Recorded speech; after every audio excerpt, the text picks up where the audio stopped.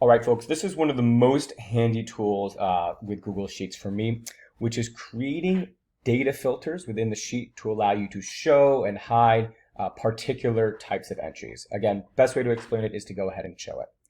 This is going to be most effective when you have a header row in this case, which I do.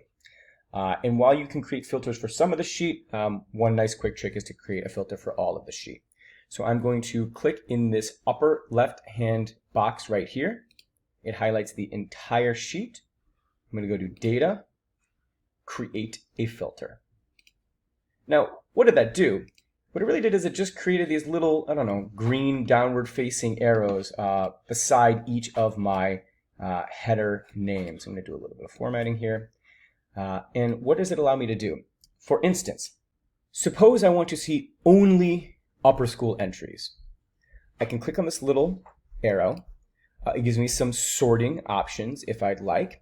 But what it allows me to do is say, hey, what sort of entries do you want to see and which do you want to hide? And you say, I don't want to see lower school. I don't want to see middle school. I only want to see upper school.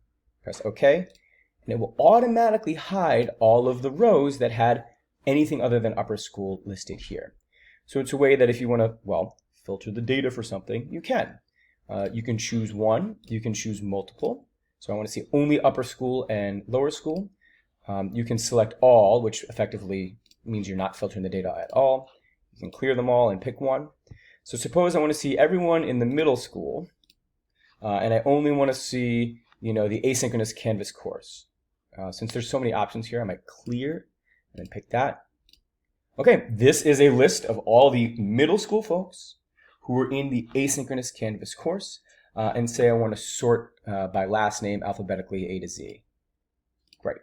So again, these filters allow you to both show and hide and sort the data quickly and easily, which may help you find the information you're looking for. One note that I would make is when you're done and you're going to leave the sheet, I might suggest clearing all your filters because you don't want to come back here and think that you're looking at all the data when in fact you're looking at filtered data. You can see how the arrow has a slightly different formatting when there's filtering going on. In this case, we have multiple filters. And so what I might do is quickly go ahead and select all, take one quick glance through the top, make sure that all of the arrows look as they're supposed to when the filter isn't activated, and then I'll leave the spreadsheet. But I have gotten myself into some trouble by accidentally leaving a filter on and then coming back to it and saying, where the heck is this data? I'm missing some data. Where is it? And then realizing, oh, oops, I'm filtering for lower school only. That was silly of me. So just a little heads up there. Okay, happy filtering.